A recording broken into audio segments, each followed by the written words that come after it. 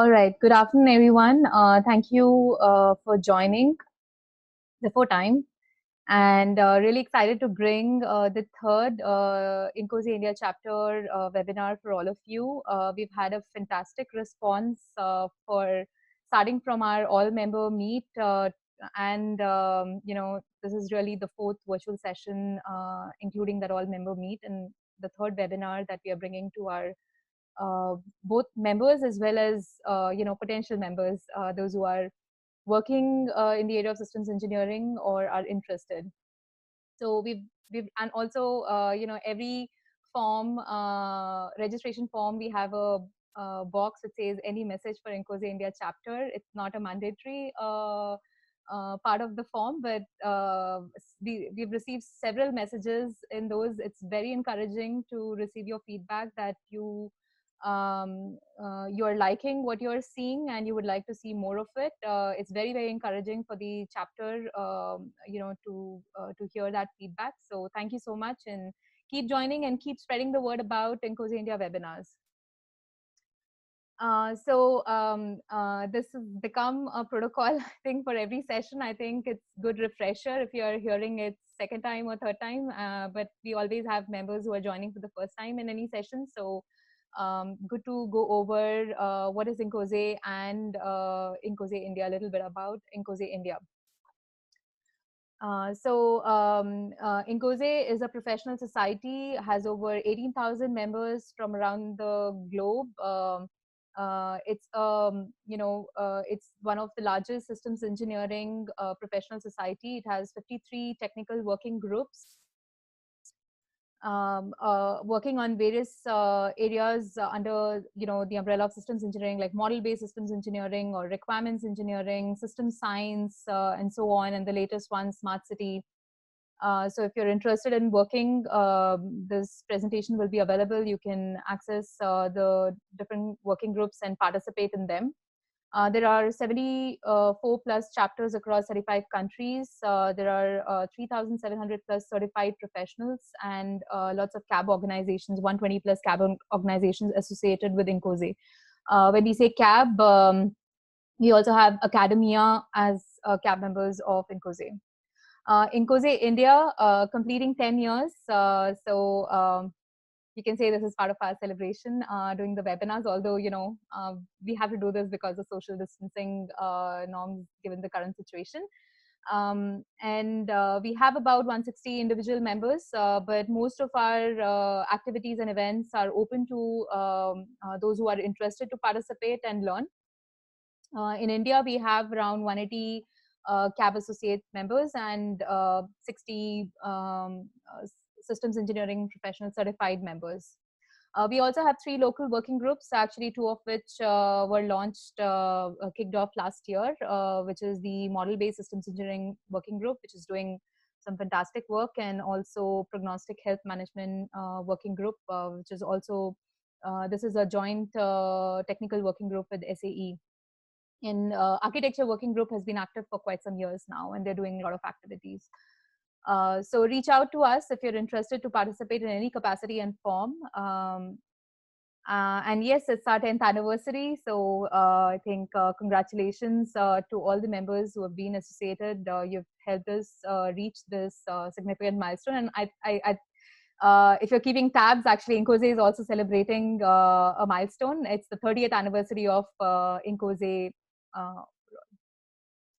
So today we have, I think, a topic that we often, get or we discuss when systems engineers network, who is an effective systems engineer and how can you become one. We are very honored to have Dr. Devanandham Henry to share some insights on that. Just a brief introduction. He started his career at ADA Bangalore and worked on design, aerodynamics, aircraft performance, and project management of Air Force and Naval versions of Tejas combat aircraft. He has a BTech in aeronautical engineering from MIT Chennai, MTech in aerospace systems engineering from IIT Bombay, and a PhD in systems engineering from Stevens Institute of Technology in USA. While in the US, he became actively involved with INCOSE and worked on a number of systems engineering projects, including CBOC and Helix. Dr. Henry returned to India last year and is now the Chief Operations and Chief of Operations and Delivery for General Aeronautics Private Limited at Bangalore. Over to you. Thank you, Stuti. So let me.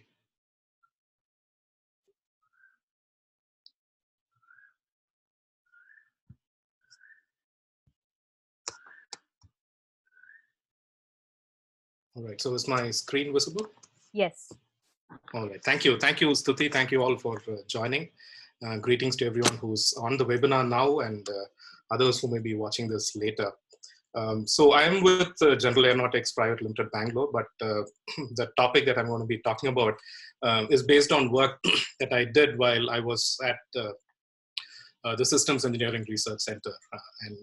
So I'm going to talk about the project which came out with this theory of effective systems engineers, which we call as ATLAS, and then I'll move on to how we can use ATLAS, individuals and organizations, how they can use them.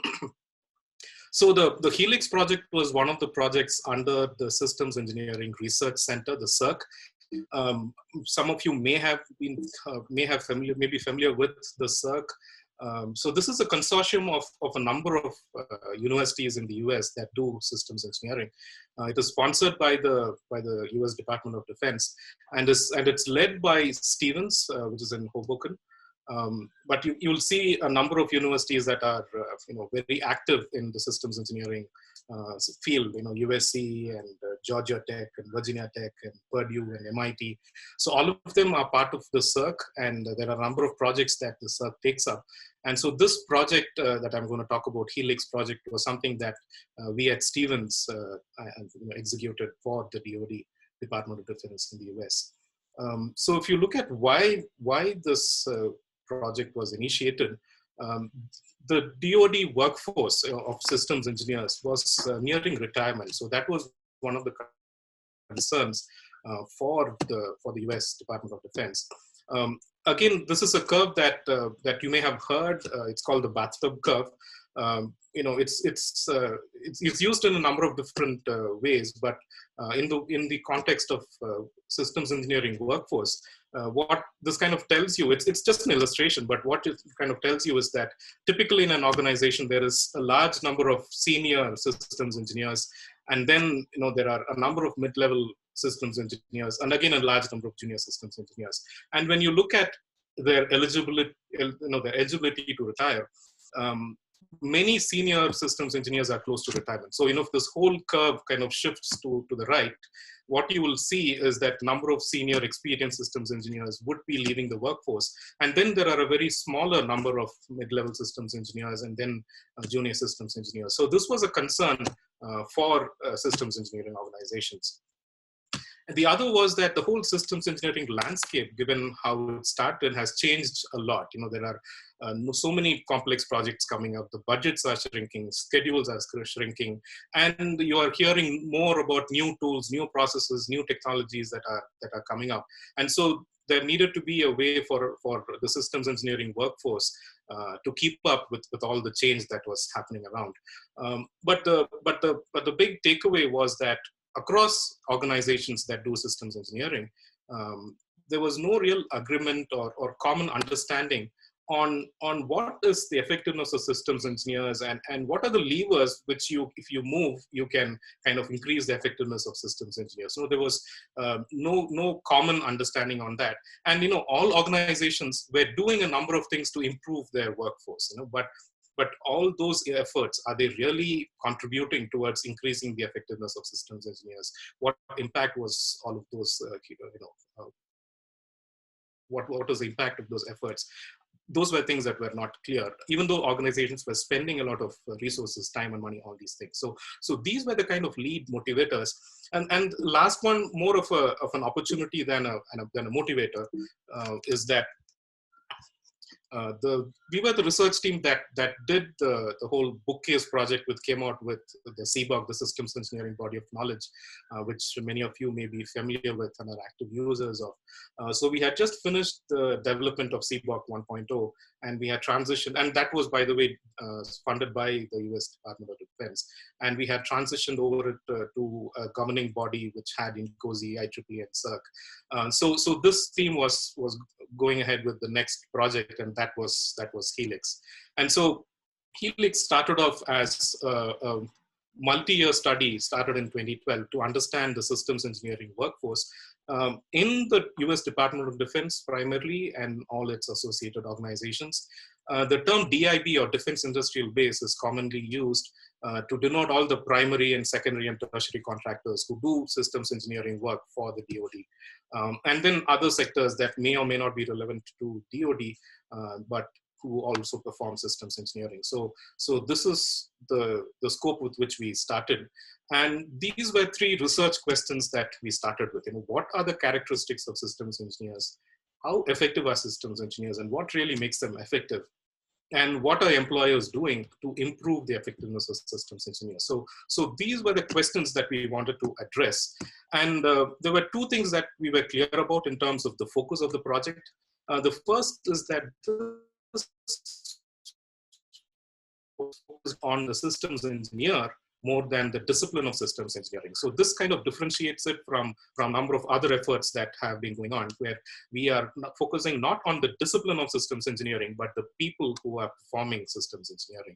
And the other is that there is an organizational context. If you recollect what I was telling about the motivation for the project, there is always an organizational context, an organizational involvement in developing the systems engineering workforce. So that was the focus as well, not isolated systems engineers, which, by the way, you can always debate, how can systems engineers be in isolation? But, this is in the organizational context, that was our focus. So there was a lot of data collection and analysis that was done. And this is perhaps the largest systematic data collection on systems engineers that has been done till date. The primary mode of our data collection was face-to-face interviews, as against surveys, which are very commonly done. So this made our project a very different one, and it generated a huge amount of data. So we did not go with a very fixed questionnaire. It was semi-structured, and it was conducted face-to-face, and it was conducted either individually or in small groups. So this led to a lot of rich data to get generated. But it was a huge amount of data, which means we had a lot of work to do in terms of analysis. So as part of this project, we visited over 20 organizations and spoke to over 300 systems engineers. And this does not include others who work with systems engineers. So people who interact with systems engineers, managers, and other disciplinary experts who would not consider themselves as systems engineers. They were also part of the Helix study. So over 6,000 pages of transcripts were generated, and all of that had to be analyzed. So we did a lot of qualitative and quantitative analysis, and we used an approach called grounded theory approach, which is very popular in the social sciences area, where we let the data speak for itself. So you do not go in with a hypothesis. You don't start with the model and refine it, but you rather start with the data, look at what it says, and then start building the theory. So that was the approach that we took. We also, by the way, had a tie-up with INCOSE, and we analyzed over 3,000 application forms that were submitted by applicants from all over the world for ASEP, CSEP, or ESEP certification. So if you have recently applied for ASEP or CSEP, or you may be using a form which is now much cleaner in a PDF format with specific fields to enter and all of that. And earlier forms were a simple Word document, and that was the data that we used for our analysis, and it was a nightmare. So the whole change of the form for the ASEP, CSEP application came about with our analysis and our feedback to INCOSE. But I will not be talking so much about the analysis of these application forms during this talk. But all the reports that we put out all reporting was done anonymously. So there was no traceability to individuals or organizations. That's how all our reports from the Helix project have always been. So this is just the overall research process. This is not something that I'm going to go into any more detail, but it was a very rigorous process, multiple iterations of collecting data, analyzing data, coming up with the theory. But what eventually came out of this entire process was this theory of effective systems engineers, which we call as ATLAS. There are a few subsidiary products as well, but this is the key product that kind of came out of the project. So the ATLAS theory is what I'm going to be talking about next. When I say the word Atlas, one of two images could come to your mind. So one is that of this Greek god, carrying the earth on his shoulders. The other image could be of a map, set of maps, a road atlas, or a geographical atlas of maps.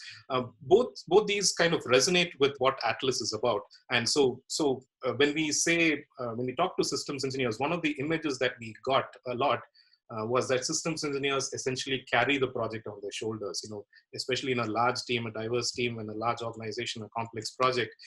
There are always disciplinary experts, a number of people who are involved, but it comes down to the systems engineers to kind of carry the project on their shoulders. So we thought Atlas was a good representation of that picture.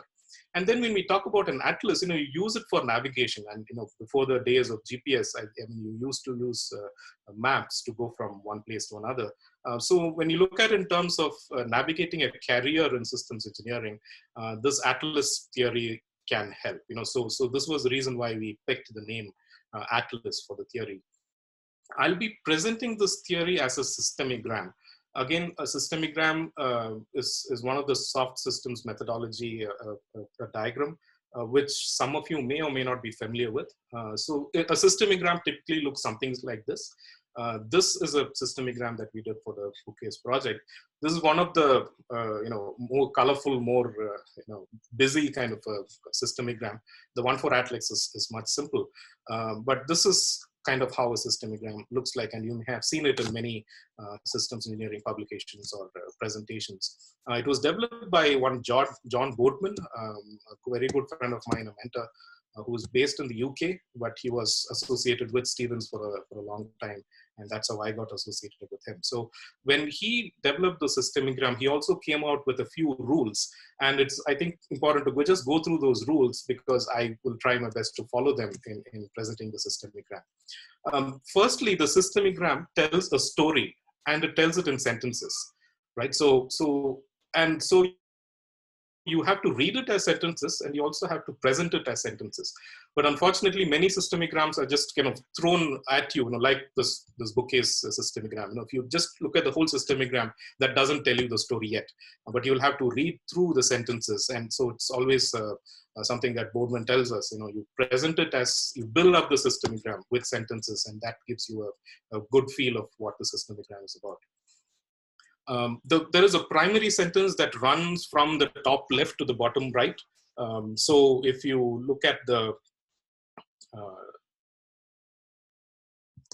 this bookcase systemogram, so there is the bookcase project is supported by systems engineering experts in the SU community, which includes academia, government, industry, that together create bookcase products, which would be CBOC and GRACE, the graduate reference curriculum. And this sentence actually goes back as well. So for bookcase products for use by the community, that in turn shapes and endorses the bookcase project. So that is the primary sentence of what this whole systemogram is about. And you can always read the other sentences. So that is how a systemogram is supposed to be read and presented. So there are nouns or noun phrases on the nodes, verbs or verb phrases on the links, no repetition of nodes, no crossover of links. So these are some rules that are established for systemogram, which kind of forces you to think in a certain way and to present it in a certain way. So without wasting any more time, let's go on to the systemogram for the Atlas theory, which is a much simpler systemogram. So I will build up the systemogram, and then I'll come back to some of the elements of it to explain what each of them are about. So on the top left, we have the individual systems engineer, and the bottom right, we have the effective systems engineer. So the primary sentence that we're looking at is that an individual systems engineer is one who provides consistent delivery of value, and that person is a systems engineer. So an individual who provides consistent delivery of value is an effective systems engineer. Of course, we need to clarify what we mean by value, but I'll come to that. So how an individual can do that is that a person has their own development initiatives, for professional development. So they go through education, they read, they pick up, formal degrees, they go do certification. There are a lot of things that you do. And what each of those efforts or initiatives they do is to generate some forces which impact your proficiency. Proficiency, I'm not sure how many of you have heard of proficiency, but competency is a more common word. We have heard of systems engineering competency models. I'll come back to why we are calling it proficiency and not competency. And again, I'll come back to what the forces are. But essentially, what these initiatives do is for us to become better at some things, which enable consistent delivery of value, and that makes us a good and effective systems engineer. But then there is also our personal characteristic, our personality. There are these soft areas which also have an influence. They also have an impact on the forces. They also have an impact on how consistently we can deliver. So there are the soft aspect as well, which plays a significant role in these forces and how effective they are going to be in improving ourselves. So this by itself in a way is complete, which gives you a picture of how an individual systems engineer can become an effective systems engineer. But remember that there is always this organizational context that we're talking about. So there is the organizational side to this whole aspect of the Atlas theory. So it is the organization that defines what value is. Right. So when individual systems engineer is consistently delivering value, he or she is doing that by performing in positions and roles that are assigned by the organization. So that's where the organizational context comes in, because unless the organization gives you or assigns you roles and positions and opportunities, how can an individual systems engineer provide value to the organization? So that is the organizational aspect of it. So like there are individual developmental initiatives, there are organizational initiatives as well. There are programs for professional development, and there could be sponsorship they can send you out for higher education. There are a number of things that an organization can do, which also generate the forces that can improve your proficiency. And like there are individual characteristics, personal characteristics, organizations also have a characteristic, how the organization culture and various things, which are again the soft nature of an organization, which also plays a significant role. So this kind of captures what the Atlas theory is about. It has a number of interconnected elements, and in the next few minutes, I will open up on some of these key elements to look at what they are. So the first thing is value, right? So what do we mean by value? Again, remember that a lot of this theory is built from the data that we collected. And so that is the basis for what we are presenting as well as part of the theory. So when we spoke to a number of systems engineers on what value, and again others as well, so it is not just systems engineer claiming this is the value that we provide to the organization, but we hear from the other side as well as, yes, these are the values that we expect from systems engineers to deliver. And so if you read these 6 of them, there is a strong organizational context to it. So keeping and maintaining the system vision, you always need systems engineers to do that, because when you have a large team, that it is very, very easy. And when the project that we are handling is a little complex, why we are doing the entire, the system that we are intending to build, the vision for that can get diluted over time. So it is important for someone to keep that vision intact. Translating technical jargon into business or operational terms, and vice versa, because systems engineers interact with various kinds of stakeholders, and their level of technical depth could vary. So you need someone who can translate the terms between when a user says something, how does a developer interpret it, and how do they take it up, and when the developer has something to say for the customers, how can that be done? So all that is something that systems engineers deliver. You enable diverse teams to successfully develop systems. And again, the larger the organization, more diverse the teams are, the more the need for a systems engineer in an organization or in a project. Things change all the time, managing emergence in both the project and the system in terms of requirements creep and other things, and unexpected things, like, for example, what's going on right now. So managing this emergence is something that systems engineers contribute a lot in. Enabling good technical decisions. Again, this is an area where you can differentiate a systems engineer from, say, a project manager, where you have a good technical capability with a systems engineer, and they also take good technical decisions at the system level, leaving the disciplinary experts to take the disciplinary system decisions. And we also support the business case for the system, because, being someone who thinks about various stakeholders and from looking at the system from various stakeholders' perspectives, this is something that systems engineers do. So this again is the top 6 value that systems engineer typically delivers. Moving on to positions and roles, we make a distinction here where a position is something that the organization gives you. In terms of, it could be in terms of your title, your designation, that's what the organization gives you, and that doesn't carry across organizations, right? So when you say this is my title in one organization, and another person from another organization with the very same title may have a different expectation. And we differentiate a position from a role, which is a specific set of related systems engineering activities. So that is how we differentiate a position and a role. So at this point in time, we actually want to do a quick poll. So I'll hand it over to Stuti to run this poll. Stuti? Sure. So I think you should see the first poll on the screen.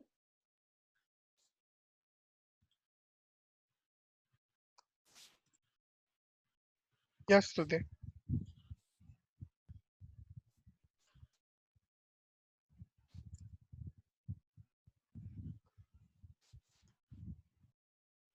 I'm just waiting for a few more responses. In the meantime, Q&A will be towards the end. So if you have any questions, please leave them in the chat space.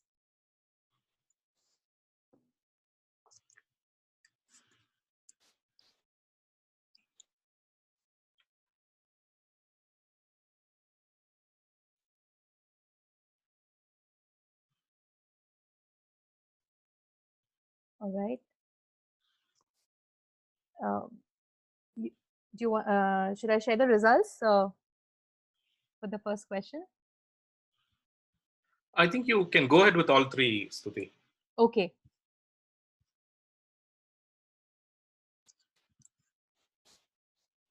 So the second one is should be up on the screen.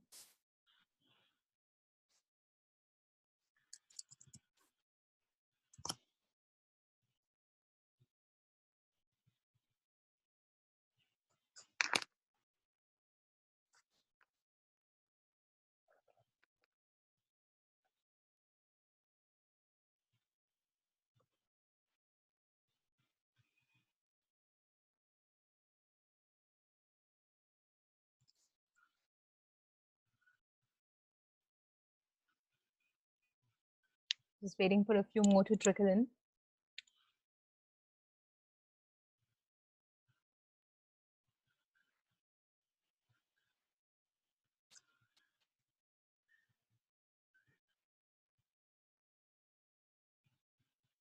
All right.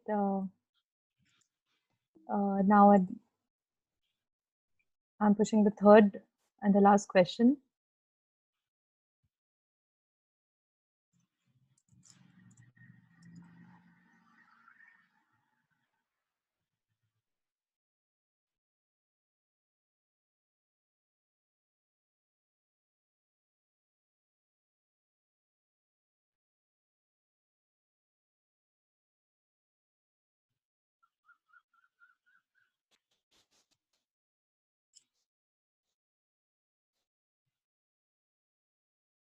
All right, I'm going to end the poll now. I think we have the responses.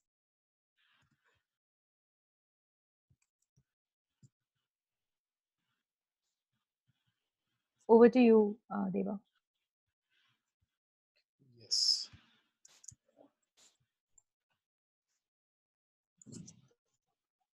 So am I back on my Yes, I can presentation? see your screen. Yes. All right. Okay. Okay. So yeah, I just noted the numbers as we went through this. So it's interesting, right? So there are some of you are not sure whether you're systems engineers or not. Many of you are confident that yes, you are. But there are 80% who said yes, you are a systems engineer as per yourself, but your organization does not consider you to be one, right? And so for some who are clear that no, organization does not consider me and all that. And then of course there's this title of whether it indicates a systems engineer or not. So if you look at just the first and last column of those who said yes, so even though 80% of you consider yourself as a systems engineer, 35% of you have a title that kind of reflects that. This is a very typical mix that we face everywhere. So there are individuals, and this is all self-reported, right? So what you see here is what you have estimated, but then there is also the aspect of when someone else believes in that. So when we went in for our interviews in a number of places, we would consider someone to be a real good systems engineer, but that individual would say, no, I'm not a systems engineer. So there are all these things that happen. This is just one simple example of what clarity you need within an organization of who a systems engineer is and what role. I just talked about the roles. So these are the 15 roles that we had identified as roles that systems engineers typically play. And when you have an organizational position or a title or a designation, it is usually a combination of one or more of these roles. So even if I have, all these roles are self-explanatory, so I'm not going to go to the list.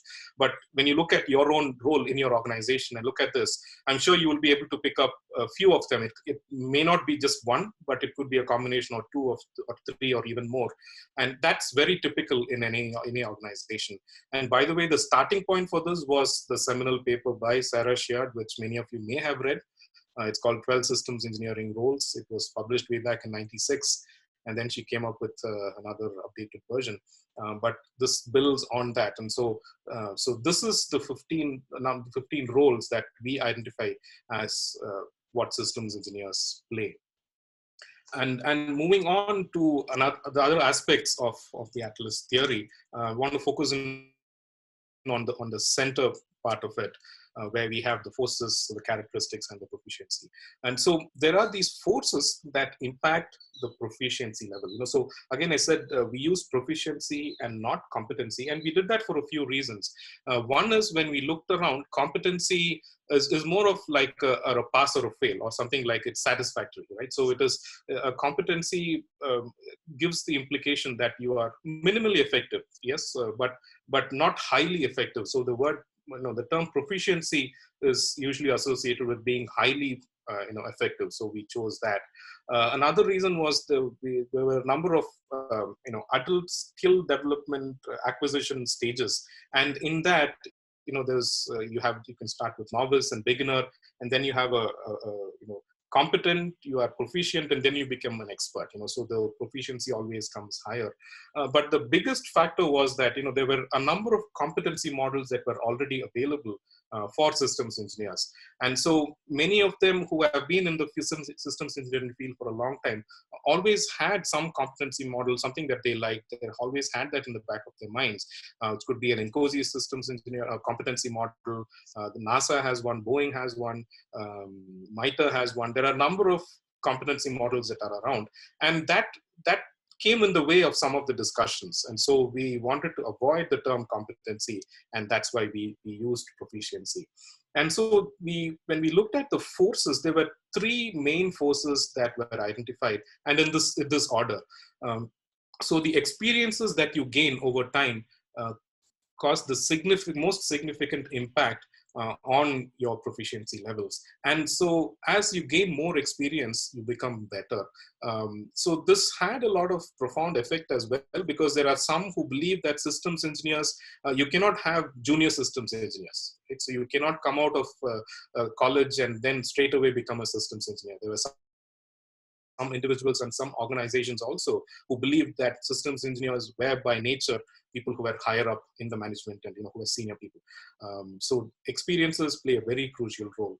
Mentoring plays a huge role as well, and especially when you look at most senior systems engineers who are in the industry today, almost very, very few of them would have a formal degree in systems engineering, and that trend is changing. But they became systems engineers through their working and through their interaction with other seniors in their organization. And so mentoring was the second most powerful force in improving your proficiency. And then comes education and training, which does play a very significant role, but it comes third in the list of the forces that really impact what proficiencies you get and how you improve them. We talked about personal characteristics. Again, they are self-explanatory. I'm not going to go through that list. But the personal characteristics influence your forces as well. So for example, your level of inquisitiveness would impact how much of education and training you may want to acquire. But there is always also a reverse influence, right? For example, you may not have been very high in professionalism and respect, that aspect when you start a mentoring relationship. But once you have a good mentoring relationship with a senior systems engineer, that is likely to improve. So there's also a reverse influence of some of these forces coming back and changing your personality as well. So that happens on the personal side. On the organizational side, a very similar thing. Organization can have culture, values, and most importantly, how much they appreciate and how much they understand systems engineering, and whether they have a formal organizational definition of what a systems engineer is expected to do, or who a systems engineer is. That plays a very significant role in this whole matrix here. So talking about the proficiency model itself, so there are 6 major areas that we have identified, and each of those areas are further subdivided into categories, and some categories are subdivided into topics. So when you pick an area, and the reason we had that hexagon all the time was because we had 6 major areas, 6 spokes, so to say. And then there is an axis along that spoke, which kind of indicates how good you are, or your level of proficiency in each of those areas. So these are the the 6 areas of the Atlas proficiency model. So the first is math, science, general engineering, something that every engineer should know, every science systems engineer should know. The second is systems, domain, and operational context. Another debate in the whole discipline of systems engineering, and especially from those who are outside the discipline, is that how much of the domain should the systems engineer know? Which is very important. You can, and the third is the discipline of systems engineering, and the fourth is the systems engineering mindset. You could know both of these very well. You can have a very good systems engineering mindset. You can know a lot about what systems engineering is, the way the INCOSE handbook does, or the CBOK, what you can get from it. So you can know a lot about the systems engineering discipline, but that by itself is not sufficient, right? So you need to know about the domain that you're working in, whether it is automobile or aircraft or whatever it is that you're working on. So you need to understand what that domain is about. So that is a major area. And then there are interpersonal skills and technical leadership. And so a good systems engineer is one who has a good balance of all these 6 areas. I'm just going to open up to the next level of the category. Again, I don't want to spend too much time on this, but it's the math, science, and general engineering is kind of obvious. The systems, domain, and operational context is kind of the least defined in the model, because it depends on the domain, on the technology, on the system that you are dealing with. The systems engineering discipline, maps a lot with the CBOK and the INCOSE handbook. The systems engineering mindset is the whole soft aspect of it. The big picture thinking is something that we very commonly hear associated with systems engineers, systems thinking, big picture thinking. But something that came about very significantly in our work was this aspect of what we call as paradoxical mindset. Because wherever we heard big picture thinking, we also heard about good systems engineers needing to pay attention to the detail. So on one side, they need to have a big picture perspective. At the same time, they should be able to zoom in to the detail as needed and go from one level to another. And similarly, you need to be good strategically as well as tactically. You need to be analytic in kind of breaking apart as a complex, be also synthetic in being able to put them together to arrive at the big picture. So these contradictory aspects came out very significantly as something that a systems engineer needs to do. And of course, interpersonal skills, the way you communicate with individuals, with the team, and the whole aspect of technical leadership. So these are the categories, and some of these categories get split further into topics as well. I'm not going to spend more time on this at this moment. I'm just going to move on to how you would use Atlas, how you would deploy Atlas. There are two broad uses of Atlas. One is as a systems engineer, an individual systems engineer. How can you develop your personal career in systems engineering? And then from an organizational perspective, you can look at it as a systems engineering workforce that is there in the organization, and look at how Atlas can help in improving the proficiencies and the whole effectiveness of the whole workforce. So at the individual level, there is something that you can do is to create an individual proficiency profile. Okay, so in this chart I have here is there are two curves here. One is the thick line, which kind of indicates where you are today. I'm not again going into a lot of detail in terms of how you would define your levels. That's subjective, and we have tried in very different ways in different organizations. It could be a scale of 0 to 5 or 1 to 10. It could be much more finer. We have tried various things, but there is no one correct way to do it. But anyways, this gives you an indication of, you can always draw where you are now. And the dashed line kind of indicates where you were at the start of your career. It could be a 5-year long, 10-year long, 15-year long career. But this is something that one individual could do to see where they are in terms of these areas. And more importantly, more than assessing where you were and where you are, is to look at where you want to go. So you can always define a target proficiency profile to say, this is where I would like to go. And the future profile need not be that you need to be the max in all areas. That is not the goal. But in the type of role that you want to play as a systems engineer and what your organization is looking at, you can always have a target profile to say, this is where I want to go. And then you can go back and see, this is where you were, this is where you are, this is where you want to go.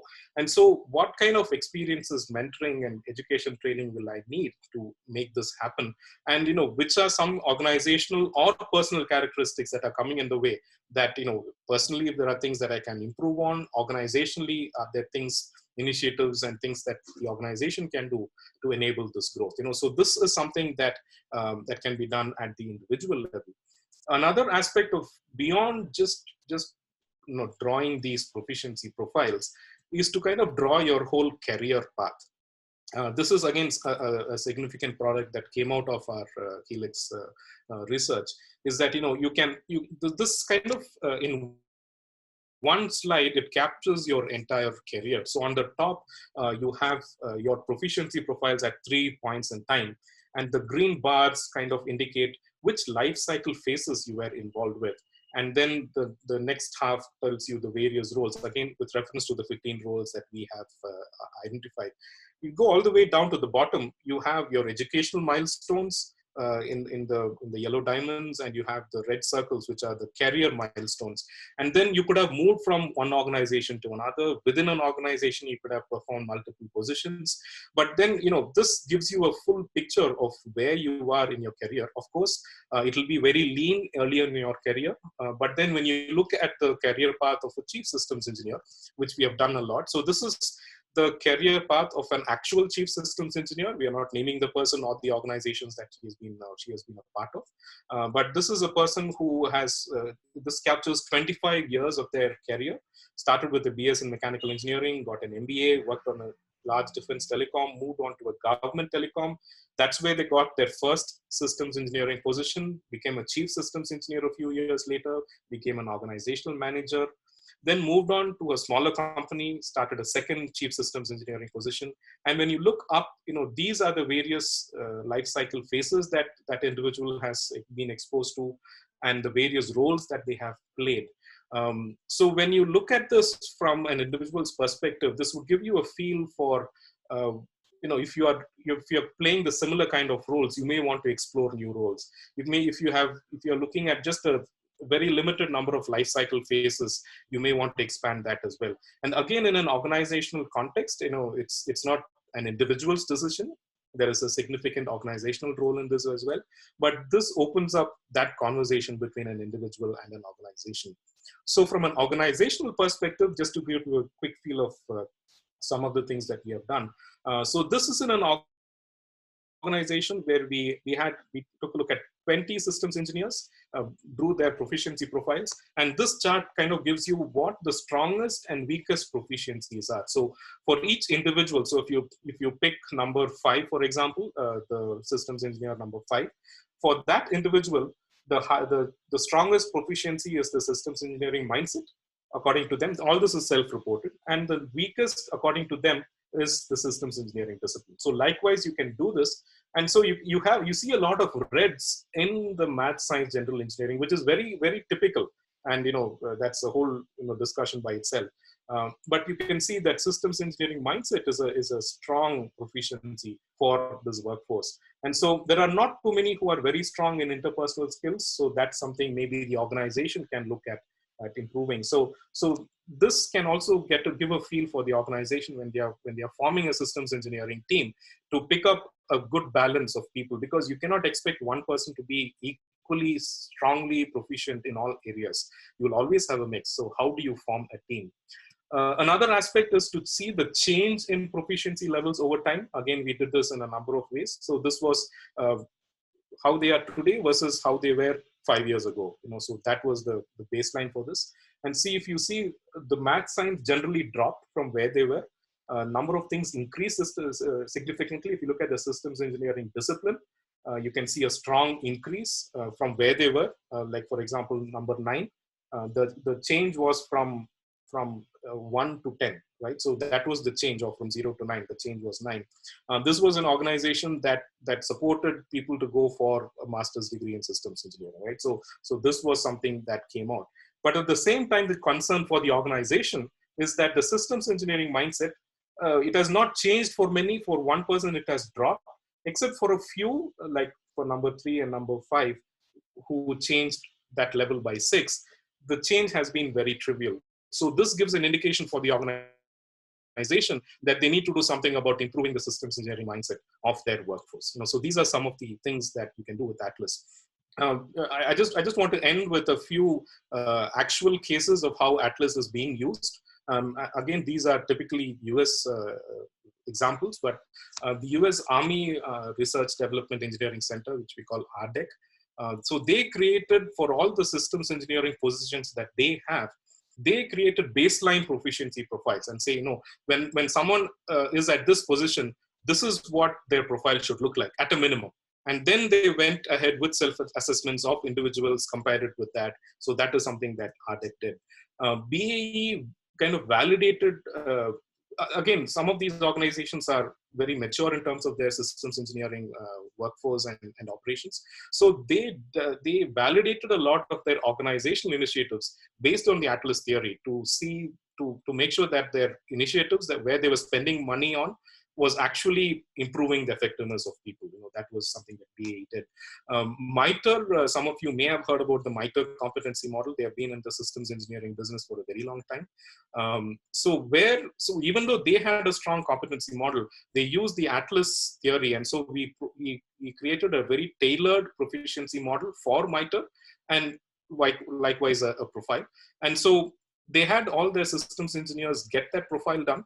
And they have something called as clear conversations. That's what they call it. It's a conversation annually. It's part of their annual performance review between the employees and the managers. And so they made it such that the individual would bring in their Atlas proficiency profile laid down on the table with their employee. And that was the base with the manager. And then that was the basis of their discussion to say where the employee needs to focus more on. The manager would have recommendations, employees would have their requests on, these are areas they would like to improve. So the whole conversation between an employee and manager was based on the Atlas profile. Rockwell Collins, they again moved from their existing performance assessment model to an Atlas-based performance model, where they also focus more on career growth. That proficiency profile gives you one snapshot, but when you look at the career path, it gives you a bigger picture about the career of a person. So Rockwell Collins is starting to use that, and this is the Cedar Rapids location. And Rolls-Royce also, they have a competency model, but they used Atlas to fill the gaps in their competency model. And what they also did was to identify some soft skills that they wanted all their engineers to have. So even though Atlas was created for systems engineers, there are things that the extended organization can benefit from. So these were just a few examples of how Atlas is being used. I'd like to end with just some further reading that you can do on the project, on the Atlas model, the Atlas theory. So one is to go to the Helix page on the SERC website. And so they're all, and this is as I said, the project was funded by the Department of Defense to the Systems Engineering Research Center, which means there are deliverables that come out, reports that come out. So you will see a number of reports and publications on the Helix project that is available. And something that the three of us that you see there did more recently was to publish a book. So we have a book called The Paradoxical Mindset of Systems Engineers, essentially elaborating a lot of what I said in terms of the project and the Atlas theory, explaining the details of it. And there are many aspects that I did not get into today, but that's all part of the book. So with that, I would like to end. And Stuti, I'll let you take over. And yeah, thank you so much, Deva. And it was very interesting to learn about all the work that went behind Atlas and that it was being used in several organizations. So the website you mentioned in the previous slide, does it have the report? Does it have access to the Atlas and Helix reports for members and non-members of INCOSE? Yeah, it is open to all. It is okay. Open to all. Sure. So we have a lot of questions that have poured in through the chat. The very first one was on one of the titles. I guess someone wants to know. So among the 15 titles that you had shown over there, chief engineer was not missing. Is chief engineer used differently, or what's your experience in that? See, chief, that's again, there is an organizational context to that. Some call it chief engineer, some call it chief systems engineer. It is not something that's standardized across organizations. And so they go by different names. So chief engineer title is common in some organizations and not so common in many others. So that's the reason we don't have it there. Sure. There's a question on how to get certified as systems engineer. I'll answer that in the end, and I'll reserve the other questions for you actually. Mohini asks how anyone can try to enhance or make aware of systems engineering in a new organization or team. That is the biggest challenge to any systems engineer, Mohini. It is so that's where one of the roles is that of systems engineering champion. I'm just bringing that slide back up. So they go by systems engineering evangelist. That is one of the hardest things to do. And sometimes it's hard on both sides. There could be an individual who feels that systems engineering is something that is good for the organization, and they're trying to reach out to the management to say, come, let's do that.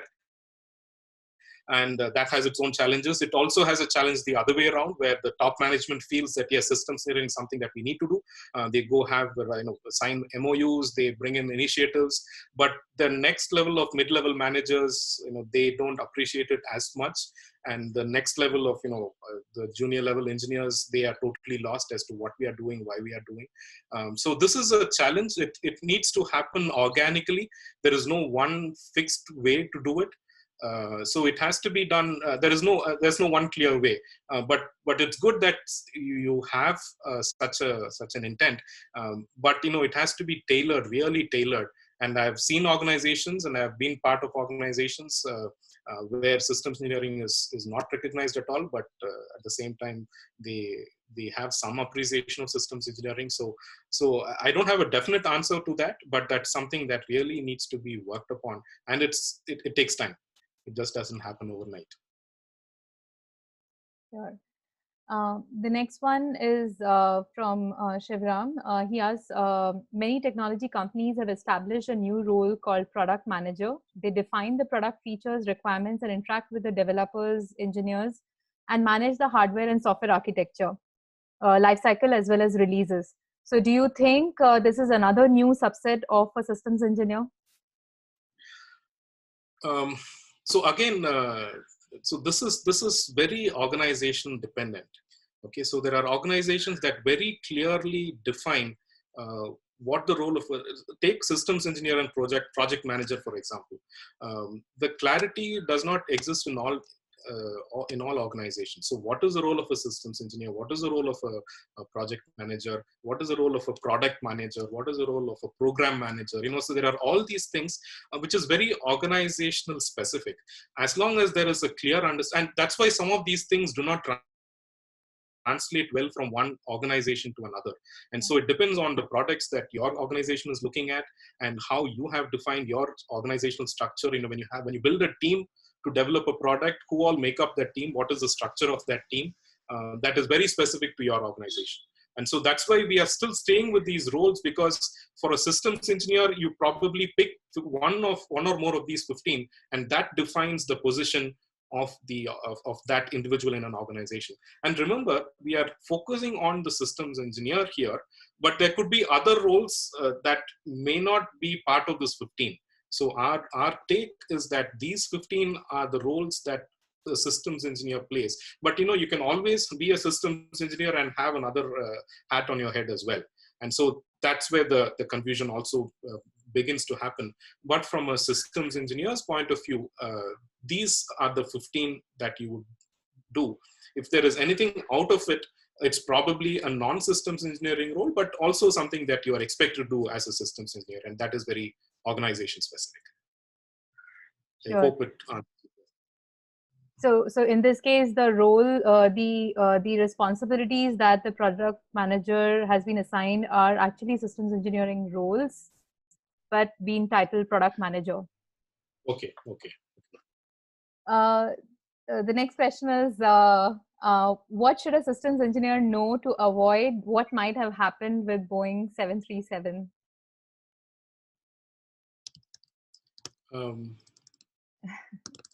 So that's a difficult question to answer, because there's always you always look back and hindsight, your vision is better. But there are always lessons that you can learn. But there are always lessons learned not just from Boeing, but from various other organizations and projects. But along with the lessons, you must capture the context, because if the context is not relevant, that lesson is relevant as well. So that again is a very subjective question, and was a very subjective answer. But that's in general terms, that's what I would say for any lessons learned, and that comes up with any major project or major failure. All of that. There's always an exercise by the organization to have a lessons learned. Capture that. Sometimes it's done just for documentational purposes to say that yes, we have done it. And sometimes there is value in that. But again, that lessons learned sometimes can be useless for that very same organization also, if it is in a very different context. So it has to be very contextually taken. So yes, very, very subjective question, very subjective answer. We have 2-3 more questions. We just have 2 minutes left. Maybe I can take 2 questions if you're okay with that. Of course. Okay. So the next question is from Shivram, who asks, how can we improve the math science proficiency of the systems engineering organization? See, that goes back to the role, and this is a universal problem, because the one you start off, and again, the assumption here is that you're starting with engineering degree, but again, that is beginning to change in the systems engineering discipline. There is a whole movement of people that, who are systems engineers, but their undergraduate or graduate degrees may not be in engineering at all. And so systems engineering is becoming a discipline that is getting open in that sense. For example, Sarah Sheard, I have here, and I think her graduate degree was in chemistry. right? So that is how things are. But it goes back to your domain. It goes back to the role that you perform. So if you want to be a technical manager, for example, if you want to understand the numbers that your engineers are throwing at you in terms of performance estimates, or what math models they are using, and even MBSE, it depends on what you're modeling. So if you need to have a good understanding of physics to do your physics modeling, that just then gets plugged into your performance model, and and that's how your system is built, then you need to have a good understanding. So but if you're purely doing a managerial role and looking more at requirements capturing and interfacing with customers, and those are the kind of roles that you're doing, probably math and science, you don't get a chance to refresh some of them, and that's why some of these people lose it. If I can just quickly go to the career path that we had. So remember that this is for the I just went a little too fast. Okay, so if you look at the career path that I brought up for a chief systems engineer, so this person actually dropped their math science. Okay, so from where they were, they went up, and then it came back.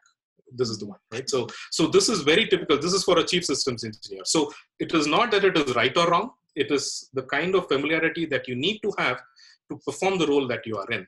And so if your domain, if your system is highly technical, where you have to know your math, science, physics to appreciate the system, then stay on top of that. Thank you. Last question I'll take, given the time. So it's from Shankar, who asks, what are the other different disciplines other than defense aerospace where significance of systems engineering is growing? Yeah, so that is some place. I mean, the INCOSE website is a good place to go, because that's what is happening with the whole INCOSE vision and all the things that we are doing. Systems engineering traditionally has grown in the aerospace and defense sector and in the US, but that does not mean that systems engineering without that name was not happening elsewhere. It has always been there, but it didn't get that label. Even in India, I've been with the government defense here. We didn't call at that time. We didn't call it systems engineering, but most of what was happening in the aircraft and space business was systems engineering. But even if you go outside those domains, we talk about systems engineering literally in everything where there are multiple disciplines involved, and we are trying to meet the needs of a customer. And tell me one system that does not do it, right? So that is what the scope of systems engineering is. And so INCOSE has transformed itself significantly in the past few years to go out of this defense aerospace mindset. And now even that picture that Stuti has at the back of her head as the INCOSE thing. So that also brings you the whole lot of various disciplines, smart cities and all of that. And so the systems engineering as a discipline is moving towards that, moving away from the traditional aerospace defense kind of a mindset. So I would strongly recommend you to go to the INCOSE website and look at some of the publications, presentations there, which talk about the world in motion and the systems engineering vision and all of that. And I hope that will give you some idea as to all the other things that are happening in the systems engineering domain. Thank you so much for answering all the questions. Yeah, we have some comments saying it is a very informative presentation. Thank you. So we echo the same comments. And actually, the last point that you made, goes well with what I was going to end the session with. Is a lot of questions are coming in through the forms that the registration forms for these webinars. So I just wanted to address three major, I put them in three major categories. The first was people want to know how they can participate more in INCOSE. Some of which also is how they can join as a member. Like Deva said, do visit the INCOSE website.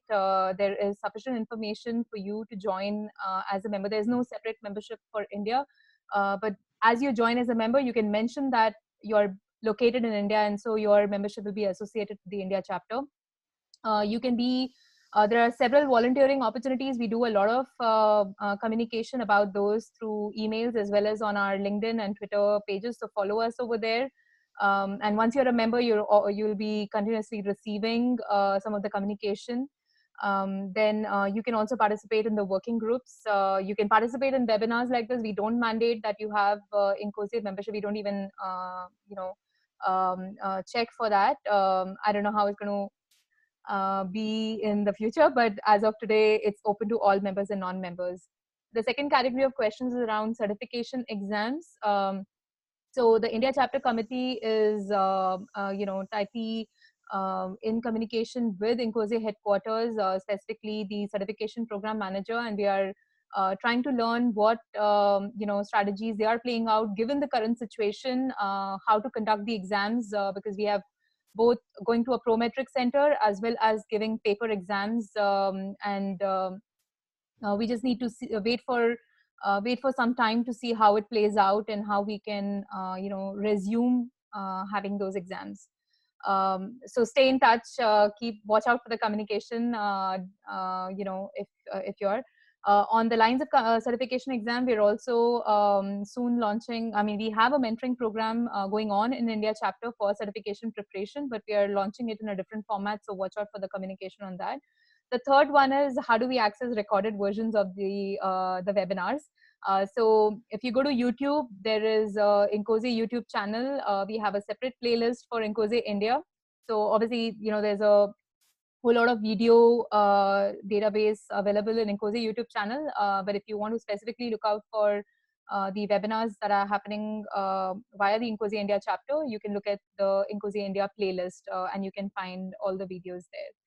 So yeah, I just thought to address these three major questions that were coming in. Again, thank you so much, Deva, for your time.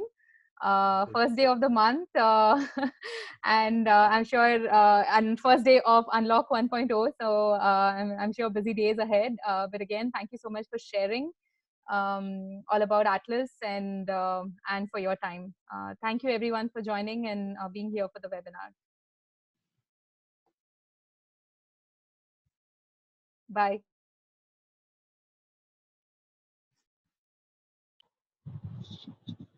Thank you, Stuti and Deva. Bye-bye. Thank you.